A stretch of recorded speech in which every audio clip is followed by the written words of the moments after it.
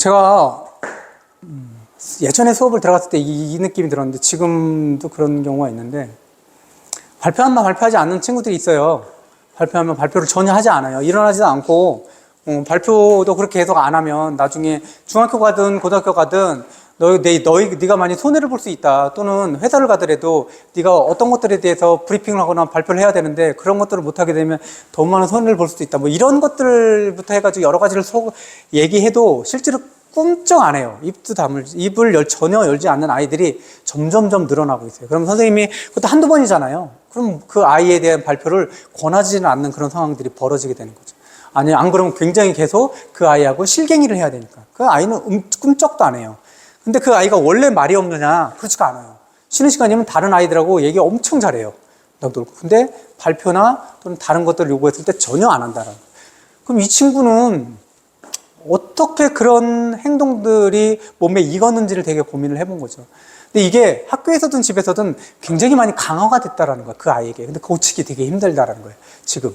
그럼 이게 왜 이렇게 됐을까? 그럼 어느 순간에는 먼 처음부터 그러지 않았을 거예요. 근데 누군가가 이렇게 해서 너 해봐, 이거 해봐, 권유를 했겠죠? 근데 이 아이가 어떤 이유로든 하기 싫었을 거예요. 나 하기 싫어! 라고 얘기해서 한두 번 됐는데 누군가가 그래? 그래서 포기하는 거예요.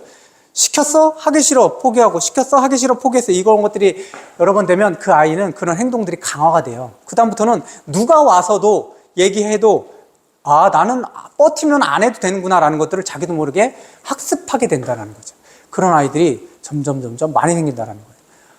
이거는 발표만이 아니에요. 어떤 경우는 자기가 교실에서 공부하다가 자기 마음에 안 들면 화가 나면 그냥 나가요. 바깥에. 선생님 나가지 말라 그래도 나가요. 선생님이 어떻게 할 수 없다라는 걸 알아요. 자기를 잡으면, 딱 잡잖아요? 선생님, 이거 아동학대예요. 라고 아이 입에서 나와요. 2학년, 3학년의 입에서.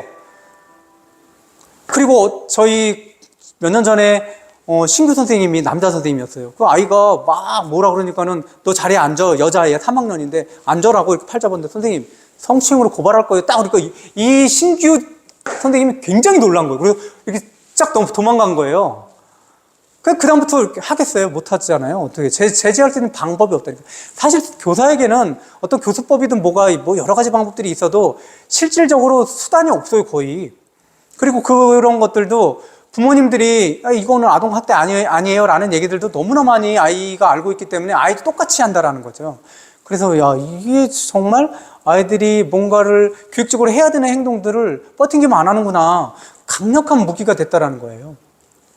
이런 버티기 전략들이 되게 많이 되게 많이 구사하는 아이들이 되게 많아졌다. 설득과 훈계 효과가 없다라는 거예요. 교육적으로 이렇게 해야지 너가 좋아질 거고 이렇게 해야지 뭐 이런 것들 있잖아요. 부모님이 너를 위해서 열심히 일하는 것들은 너의 건강, 그 다음에 네가 앞으로 어떤 네가 원하는 삶을 살 거야 라는 아무리 교육적인 얘기를 해도 필요 없다라는 거죠. 내가 이 상황에서 하고 싶은 걸 하는 거예요. 그러면 그런 것들, 나는 선생님도 못 건드려. 내가 이런 행동들을 했을 때는 선생님도 못 막으라는 것들은 아이들의 그 시기에서는 또래 집단을 강하게 이끌어갈 수 있는 어떤 카리스마로 작용한다는 거예요. 너희도 못하는 거 내가 하잖아. 선생님도 나 못 이겨. 라는 것들이 아이들에게 받아지잖아요. 그럼 시간이 지나면 다른 친구들도 똑같은 걸 해봐요.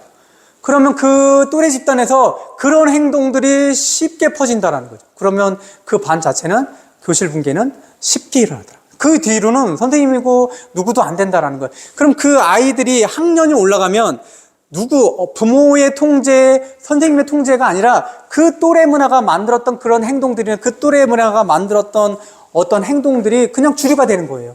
그럼 그 아이들은 그렇게 해서 자랐던 그런 사회규범이라든지 그렇게 해서 했던 사회화라는 것들이 그냥 중학교, 고등학교, 대학교, 회사까지 쭉 이어진다라는 거예요. 제가 늘 얘기했던 거잖아요. 부모님의 양육이라는 것들은 실제로 아이에게 영향을 미치는 경우는 확인된 바가 전혀 없더라. 근데 아이들의 또래 집단의 영향은 실제 확인되는 것들이 되게 많이 나와 있는 거예요. 아이들은 사회적인 행동이라든지 규범이라든지를 누구로부터 배우냐면 실제로 또래 집단의 주도적인 행동을 하는 아이들한테 거의 다 배운다라는 거예요. 그리고 또 하나는 뭐냐? 반은 유전이라는 거죠. 근데 유전은 내가 선택해서 이 유전자를 아이에게 보내줘야지. 이거 안 된다라는 거예요. 똑같은 부모에게 태어났어도 완전히 다른 성격으로 완전히 다른 행동 패턴을 보이는 아이들이 태어나는 거잖아요. 이거는 부모가 선택할 수 있는 것도 아니고 아이가 선택할 수 있는 것들도 아니에요. 그런데 우리가 조절할 수 있는 건 뭐라고요? 그 또래에서 어떤 아이가 사회적인 행동이라든지 사회적인 말 이런 것들을 누가 주도하느냐. 그 또래 집단을 누가 주도하느냐가 굉장히 중요한 거라는 거죠. 그래서 그런 아이가 그 반을 주도하게 되면 이 반은 다 그래요. 거의 그래요. 쉽게 남자아이가 10명이고 여자아이가 10명이에요. 그런 것들이 움직이는데 남자부터 쭉쭉쭉쭉쭉 이게 퍼지는데 처음에는 어떤 친구가 내가 이렇게 선생님이 이렇게 했을 때 안 하고 나가버리고 화가 나면 다른 친구들 책상을 바로 차요. 그게 다른 친구들도 그러는 거예요. 한 명이 그러니까요. 왜냐하면 선생님이 해봐야 안 들으면 되는구나 라는 걸 알게 되는 거예요. 선생님 발표를 하라는데 안 하면 그만이고 선생님 아무것도 못하네 라는 것들을 알게 된다라는 거죠. 근데 그게 장기화되면 고칠 수 없다라는 거예요. 이게 지금 학교에서는 되게 큰 문제예요. 집에서도 그럴 거예요. 똑같은 문제로. 집에서는 어떤 거냐면 제가 늘 얘기하지만 집에서 이런 것들이 책을 읽거나 아니면 공부를 하거나 숙제를 하는 이런 부분들이 사실 비도덕적인, 비교육적인 게 아니잖아요. 아이에게 요구할 수 있는 거고 아이가 했으면 하는 바람이잖아요. 그런 행동인데 그런 얘기들을 요구했을 때는 아이들은 자기가 하고자 하는 것들을 하고 싶잖아요. 게임을 한다든지 유튜브를 본다든지 또 다른 걸 하고 싶을 거예요. 그러면 이렇게 대치됐을 때 부모님이 몇 번 하면 지치잖아요. 되게 지치면 되게 나중에 감정적으로 폭발할 수도 있지만 폭발하면 그 여파가 오래 간다는 것들을 부모님 아시잖아요. 그럼 물러서면 안 되잖아요. 그럼 나중에 진짜 안 해요. 안 되잖아요. 그러면 그런 행동들이 그런 습관들이 아이들 마음에 옹이가 돼버린다고요. 이거는 이렇게 하면 다 돼. 공부를 해라? 안 하면 그만이구나. 숙제를 해라? 안 하면 그만이구나. 게임을 해라? 안 하면 그만이구나. 라는 행동들이 집에서도 그런 행동과 패턴들이 그냥 익어간다라는 거죠. 그럼 이런 방법이 없나? 근데 제가 여러 가지들을 봤지만 뭐 교육학을 뒤져보고 뭐 행동심리학을 보고 그래도 그 행동심리학 같은 거 행동을 계속 규제하고 행동을 뭐 강화라든지 아니면 벌이라든지 뭐 이렇게 해봐야 벌과 칭찬 이런 것들 해봐야 어느 순간에는 그게 먹히는 것 같지만 오랜 시간을 봤을 때는 실제로 그런 것들이 크게 작용하지 않더라라는 것들을 알게 된다라는 거죠. 뭐 잘했을 때는 칭찬해주고 못했을 때는 뭐 벌을 주고 뭐 그러니까 잘했을 때 칭찬도 사실 보면 내적 보상이 아니면 겉으로 주는 칭찬도 오래 가지는 않는데 그래도 벌보다 낫다라는 거예요. 벌은 실제 어떤 효과가 있냐면 벌을 줬을 때 내 마음에 순간적인 카타르시스가 있을지는 모르겠지만 아이의 행동을 근본적으로 바꿔나가는 거는 아주 역부족이라는 거예요. 그리고 아시잖아요. 아이를 굉장히 혼내거나 아이를 나무라고 막 비하하잖아요. 그럼 결국 그게 마음에 내가 상처가 되지 않아요? 아이라고 해도 그렇고 다른 아는 사람들에게도 그렇잖아요.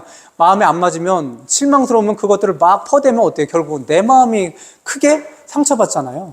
그거는 해결되지 않는다는 건 방법은 뭘까? 두 가지가 있어요. 처음 모든 게 다 그런데 그 아이가 사회화가 일어나기 전이다. 또래 집단으로부터 영향을 많이 받지 않거나 부모로부터 어떤 영향을 많이 받지 않거나 선생님으로부터 영향을 받지 않은 한 5, 6살 그때도 뭐 영향을 받지만 그때부터 기본적으로 아주 생각을 가지고 기본적으로 그때부터 접근하면 되는데 이렇게 된 문제는 아니에요. 근데 대부분은 머리가 다 컸고 행동이 지금 다 익었을 때 그때 지금 변하기 어려운 그 상황 뭐 초등학교 고학년, 중학년, 고학년, 중학생, 특히 건들기 힘든 중학생애들, 그 다음에 고등학생애들, 뭐 이런 경우는 어떻게 하냐, 방법이 없느냐. 그랬을 때는 시간을 길게 봐야 된다는 기본적으로 길게. 그리고 어떤 믿음이 있어야 되냐면 아이를 닥달해서 그 아이가 행동이 변할 것이라는 그런 생각들 버리셔야 돼요. 시간이 굉장히 오래 걸려도 상관없다. 아이들 기본적으로 한 100살 이상 산다고 그랬잖아요. 그러면 지금 하는 것도 내가 어떤 행동들을 끊임없이 일관적으로 보여줄 수 있느냐라는 부분 하나랑 또 하나는 얼마 전에 굉장히 오래됐지만 20년 가까이 됐나요? 칭찬은 고래도 춤추게 한다라는 책 있잖아요. 그거 혹시 기억하시나요? 그 내용들은 기본적인 건 뭐예요? 큰 범고래를 훈련시키는데 걔네가 그런 막대기를 넘어서 가는 그런 행동들을 하게끔 훈련시키는 방법은 기본적으로 뭐예요? 칭찬해 주는 거 있잖아요. 그런 행동을. 근데 거기서 또 하나 뭐가 있었냐면 우리가 강조하는 게 있어요. 행동을 칭찬하는 게 잘했으면 행동 칭찬하잖아요. 칭찬해 주고 생선 주고 막 이랬단 말이에요. 그것만 있는 게 아니에요. 잘 보면 잘 기억해 보세요. 뭐가 있었냐면 이 범고래가 야 이렇게 해야지 라고 하면 안 들어요. 그렇죠? 10번에 하면 9번 안 들어요. 그러면 너 왜 그거 안 했어? 라고 막 야단치는 것들을 하지 않았다라는 거예요. 안 들었을 때는 그냥 모른 척해요. 안 들었을 때는. 너 이거 매가 말을 안 듣고, 그러니까 우리가 사람 똑같아요. 얘가 좀 범위에서 벗어나는 행동을 했을 때, 이제 잘 걸렸다 그래가지고 그 아이를 비난하거나, 그리고 벌을 주거나 이랬을 때 우리는 그게 고쳐질 거라 생각하잖아요.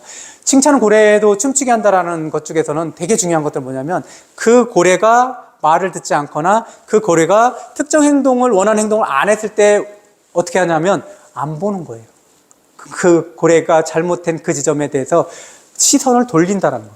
그리고 그 고래가 실제로 했는데 어떤 특정한 원하는 행동을 했을 때 보상을 엄청나게 많이 줍니다.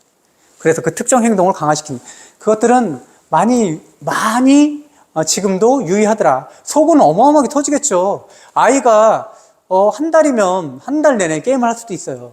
근데 한 달에 한두 번 정도 뭔가 책을 읽는다든지 부모가 원하는 어떤 행동을 했을 때는 굉장히 많은 칭찬이 필요하겠죠. 근데 그 칭찬이 그 행동과 연결되어 있는 칭찬을 해주는 게 되게 필요하죠. 억지로 하는 행동들이 아니라, 억지로 하는 그런 깨어 맞춘 그런 칭찬들이 아니라, 그걸 모아나가야 돼요. 그거를.